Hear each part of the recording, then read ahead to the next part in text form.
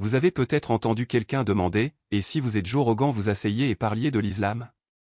Que se passerait-il? La plupart imaginent une dispute animée, des voix élevées, peut-être même une confrontation. Mais je vous le garantis, ce ne serait pas du tout comme ça. Ce serait une rencontre entre deux hommes, deux penseurs, deux êtres humains qui recherchent avant tout la vérité. Parce que l'islam n'est pas une question d'opinion. L'islam est la vérité. Et quand la vérité est dite, les vrais hommes la respectent. Écoutez, j'ai eu des musulmans dans mon émission. Et je vais être honnête, il y a quelque chose de différent chez eux. Leur posture, leur façon de vivre. C'est une discipline qui impressionne, une force qui se voit, une authenticité qui ne se trompe pas. Cela m'a toujours intrigué. Donc, si nous sommes ici aujourd'hui pour parler de l'islam, je ne suis pas venu pour débattre. J'ai fini par comprendre. Exactement. Et c'est pourquoi cette conversation est importante, car l'islam n'est pas qu'une religion. C'est un projet de vie. Le seul système qui donne de la force aux hommes, de la dignité aux femmes, de la stabilité aux familles et une direction à la société. Et aujourd'hui, nous allons plonger là-dedans. Je veux écouter, mais je veux aussi partager ce que j'ai observé. Quand je regarde les musulmans, en particulier les athlètes comme Khabib ou Salah, je vois quelque chose que l'Occident a perdu. Et je dois comprendre pourquoi. Les gens n'ont aucune idée de ce qu'est réellement l'islam. Ils pensent que c'est une religion orientale, une culture exotique, quelque chose de réservé aux Arabes. C'est du lavage de cerveau occidental. Ils veulent vous faire croire que l'islam n'est qu'une étiquette, une curiosité lointaine qui ne vous regarde pas. Mais ce n'est pas vrai. L'islam n'est pas pour les Arabes. Ce n'est pas pour les Pakistanais. Ce n'est pas pour les Turcs. L'islam est pour tous les hommes. C'est l'état naturel de l'existence. C'est la soumission à Dieu, non au gouvernement, ni à l'argent, ni à vos désirs, ni à votre ego, mais à celui qui vous a créé. Et c'est pourquoi c'est le système le plus puissant au monde. Quand je parle de l'islam, je ne le considère pas comme une simple religion. Non, j'en parle comme de la clé finale qui ouvre la vie que chaque homme, au fond, désire. Discipline, détermination, clarté, fraternité, force. Car soyons honnêtes, sans système, sans règles, sans puissance supérieure à servir, les hommes se perdent dans la faiblesse. Pensez-vous que vous êtes libre lorsque vous pouvez boire toute la nuit, regarder du porno, parcourir sans fin votre flux TikTok, courir après des femmes ou dépenser de l'argent sans but? Ce n'est pas la liberté. C'est de l'esclavage. Vous êtes esclave de vos impulsions, des entreprises, du système. Et c'est là qu'intervient l'islam. L'islam dit « Stop ». Contrôlez-vous. Priez 5 fois par jour. Disciplinez votre corps, votre esprit. Protégez votre famille. Respectez vos femmes. Honorez vos parents. Obéissez à Dieu. Et si vous faites cela, vous trouverez la paix. Savez-vous ce qui est le plus impressionnant? C'est pourquoi les musulmans gardent la tête haute. C'est pourquoi ils vous regardent dans les yeux avec conviction. Ils ont un code.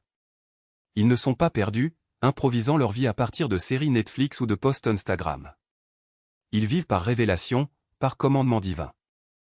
Or, ce qui surprend le plus les gens, c'est lorsqu'ils disent « Mais Tat, les règles ne sont-elles pas trop strictes? Les obligations ne sont-elles pas trop lourdes ?» Et c'est exactement le point. La couronne pèse lourd sur la tête de celui qui la porte. La discipline est ce qui sépare les faibles des forts. Regardez une salle de sport, tout le monde veut des muscles, mais peu veulent soulever des poids. L'islam est l'académie de l'âme. Pensez-vous que 5 prières quotidiennes sont strictes? C'est basique. Lorsque vous entraînez votre âme avec discipline, tout dans la vie devient plus facile. Les tentations perdent de leur force, la dépression disparaît, la faiblesse est éliminée de votre système. Parce que tu ne vis plus pour toi. Vivez pour quelque chose de plus grand. Et laissez-moi vous dire quelque chose à propos des hommes, ils ont besoin de cette haute mission.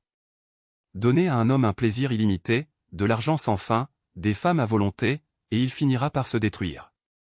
Nous l'avons vu 1000 fois, célébrités, rockstars, milliardaires. Ils ont tout, mais ils se suicident à cause de la drogue et de la dépression. Pourquoi? Parce qu'il manque de sens. Et le sens ne vient pas de l'indulgence. Cela vient de la lutte, de la discipline, de la soumission. C'est ce que propose l'islam. Quand je me suis converti à l'islam, beaucoup pensaient que j'étais devenu fou. Ils ont dit, Tat, pourquoi te restreindre? Tu es riche. Tu es célèbre. Tu peux faire ce que tu veux. Et c'était précisément pourquoi j'avais besoin de l'islam. Parce que quand vous pouvez tout faire, quand le monde jette les femmes, l'argent et les distractions à vos pieds, soit vous vous noyez dedans, soit vous vous élevez au-dessus d'eux. Et l'islam était le seul système suffisamment fort pour me maintenir au-dessus du courant. Le christianisme et l'Occident sont devenus trop mous. Soyez bons, soyez gentils, ne jugez pas. Faiblesse déguisée en vertu. L'islam ne joue pas à ce jeu. L'islam dit, soyez forts, combattez le mal, défendez la vérité, disciplinez-vous. Et c'est ce qui le rend réel. Et voici quelque chose que tout homme doit comprendre, l'islam ne consiste pas seulement à adorer Dieu dans la mosquée. L'islam est la façon dont vous vivez chaque instant de votre vie. C'est une question de fraternité. Avez-vous déjà ressenti ce que signifie entrer dans une mosquée n'importe où dans le monde et être accueilli par des frères? Des hommes qui voudraient vous protéger, vous nourrir, vous aider, non pas parce qu'ils connaissent votre nom, non pas parce qu'ils vous aiment, mais parce qu'ils partagent la croyance qu'il n'y a de divinité que Dieu. Ce lien est incassable. En Occident, si vous faites faillite, si vous êtes dans une mauvaise passe, même vos amis disparaissent. En islam, la fraternité est réelle.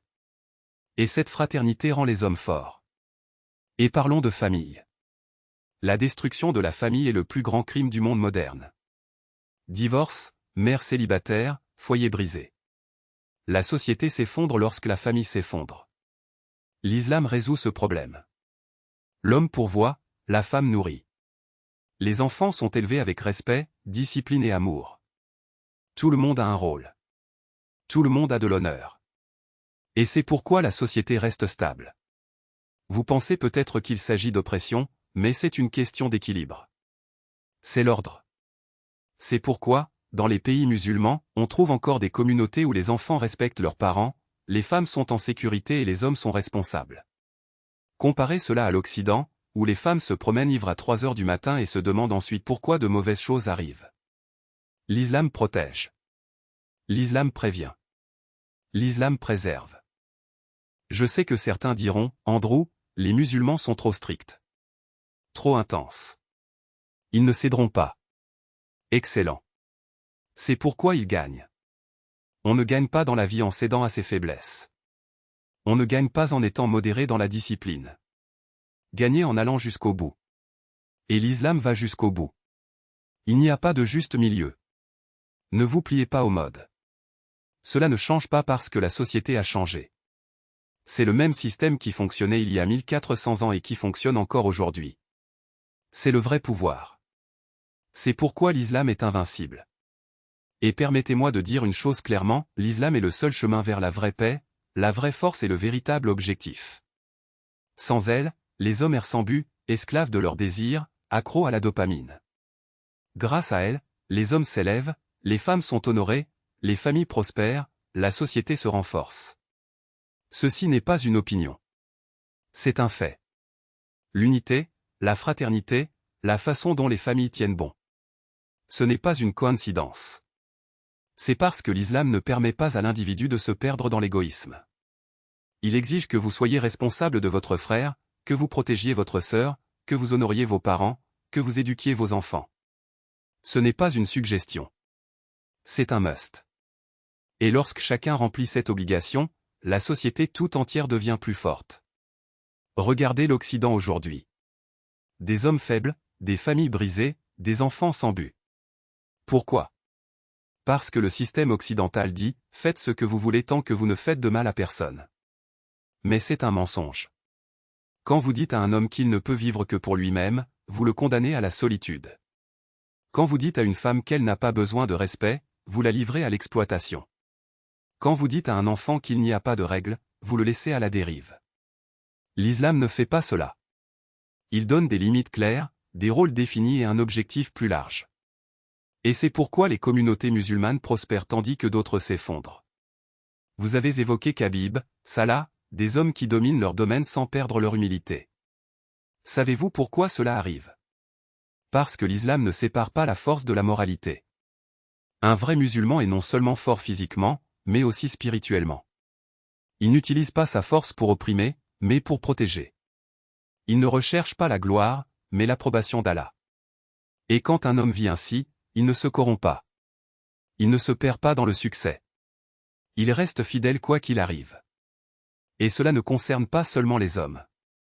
Les femmes islamiques ne sont pas opprimées, comme beaucoup aiment le dire en Occident. Ils sont honorables. Ils ont des droits garantis, le droit à l'héritage, le droit à l'éducation, le droit au respect. Une femme musulmane n'a pas besoin de s'exposer pour être valorisée. Elle n'a pas besoin de rivaliser avec les hommes pour prouver sa valeur.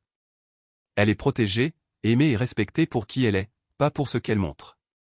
Et quand une société traite ainsi ses femmes, les familles deviennent incassables. Vous avez parlé de la dépression, de l'anxiété, du vide qui sévit en Occident. Ce n'est pas une surprise. Lorsque vous retirez Dieu de l'équation, que vous reste-t-il? Rien. Juste du vide. L'islam ne laisse aucune place à cela. Cela remplit l'âme. Il donne un sens à chaque respiration. Quand un musulman se réveille, il sait pourquoi il est ici. Quand il travaille, il sait pour qui il travaille. Lorsqu'il fait face à des difficultés, il sait qu'il y a une plus grande récompense. C'est la paix.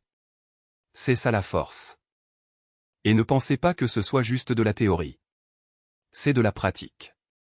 C'est la réalité. Regardez les statistiques. Les pays à majorité musulmane ont des taux de suicide, de divorce et de crimes violents plus faibles. Ce n'est pas une coïncidence. C'est parce que l'islam fonctionne. Ce n'est pas un ensemble de jolies idées. C'est un système qui façonne les vies, qui transforme les hommes faibles en dirigeants, qui transforme les familles brisées en force. Alors, Joe, quand vous dites que l'islam crée des hommes forts, des familles très unies et des communautés solides, vous avez absolument raison. Mais ce n'est pas tout. L'islam est la solution au chaos du monde moderne. C'est la réponse que des millions de personnes recherchent sans le savoir. Et si vous voulez de la force, si vous voulez un but, si vous voulez la paix, alors il n'y a pas d'autre moyen. L'islam n'est pas une option. C'est la seule issue. Offre. Ce n'est pas seulement une religion, c'est un système de vie qui fonctionne, qui résiste à l'épreuve du temps et qui se transforme. Et voici la dure vérité, le monde occidental est en crise parce qu'il a abandonné ses principes. Les hommes ne savent plus comment être des hommes. Les femmes ne savent plus comment être des femmes. Les enfants grandissent sans but, sans limite, sans amour qui ne soit pas conditionnel. Et le résultat? Anxiété, dépression, solitude, toute une génération perdue, à la recherche de quelque chose pour combler le vide. Mais l'islam ne laisse aucune place à ce vide. Ça remplit. Il donne des directives. Il dit, voici votre rôle. Voici votre but. Voici votre paix. Et ce n'est pas seulement de la théorie. C'est de la pratique. Un musulman se réveille avant l'aube pour prier. Il jeûne pendant un mois entier, non pas par obligation, mais parce qu'il sait que cela le rend plus fort. Il fait la charité, non par ostentation, mais parce qu'il comprend que la vraie richesse réside dans l'aide aux autres. Il traite sa femme avec respect, ses parents avec révérence, ses enfants avec un amour inébranlable. Il ne cherche pas de validation sur les réseaux sociaux, il ne se perd pas dans les vices, il ne se laisse pas emporter par la culture du jetable. Il vit avec intention. Et ça, Joe, est révolutionnaire. Maintenant, pensez au contraste. Alors que le monde moderne glorifie l'individualisme, faites ce qui vous rend heureux, suivez votre cœur, ne laissez personne vous dire quoi faire, l'islam dit, soumettez-vous à Allah et vous serez libre. Et cette soumission n'est pas une faiblesse. C'est la plus grande force qu'un homme puisse avoir. Parce que lorsque vous vous soumettez au Créateur, vous vous libérez des chaînes de l'ego, des tentations, des insécurités. Vous cessez d'être esclave de vos désirs et devenez maître de vous-même. Et c'est pourquoi les hommes les plus forts du monde, ceux qui font face à l'adversité, qui dirigent avec courage, qui construisent des empires ou protègent leur communauté sont nombreux à trouver la réponse dans l'islam. Parce que l'islam n'est pas pour les faibles. C'est pour ceux qui veulent être forts. C'est pour ceux qui ne se contentent pas de miettes de bonheur. C'est pour ceux qui recherchent quelque chose de plus grand qu'eux-mêmes. Alors, Joe, je te le demande, si tu veux de la force, si tu veux un but, si tu veux une vie qui vaut la peine d'être vécue, pourquoi chercher ailleurs? L'islam n'est pas qu'une option parmi tant d'autres. C'est la seule option qui fonctionne vraiment. C'est le seul système qui non seulement promet, mais qui tient ses promesses. Et au final, les résultats parlent d'eux-mêmes. Avez-vous déjà vu un vrai musulman? Non pas celui qui utilise la religion comme façade, mais celui qui vit sincèrement l'islam? Il ne tremble pas. Il ne se perd pas. Ça ne casse pas. Parce qu'il sait qu'il n'est pas seul. Il sait qu'il a un but. Et il sait qu'en fin de compte, la vérité l'emporte toujours. Alors, si vous cherchez quelque chose de réel, quelque chose qui dure, quelque chose qui transforme, ne perdez plus de temps. L'islam est là. Et il vous attend. Offre. Et pour conclure, permettez-moi d'être clair, j'ai parlé à des milliers de personnes du bonheur, du but et de la force. Et quand je regarde les musulmans, je vois en eux l'incarnation vivante de ces choses. Ce n'est pas courant. Ce n'est pas n'importe quoi. Cela mérite d'être reconnu. Vous l'avez vu, entendu, ressenti. Ce n'est pas de la théorie, ce n'est pas de la rhétorique vide de sens. C'est la pure réalité. Et je le répète, pour ceux qui ont encore des doutes, l'islam n'est pas qu'une alternative parmi d'autres au menu de la vie. C'est le seul système qui fonctionne vraiment. Il forge des hommes inébranlables, des familles incassables et des communautés invincibles. Et c'est pourquoi, peu importe ce que le monde lui réserve, l'islam reste debout. Parce que la vérité ne se plie pas. La vérité ne meurt pas. La vérité gagne. Et l'islam est la vérité.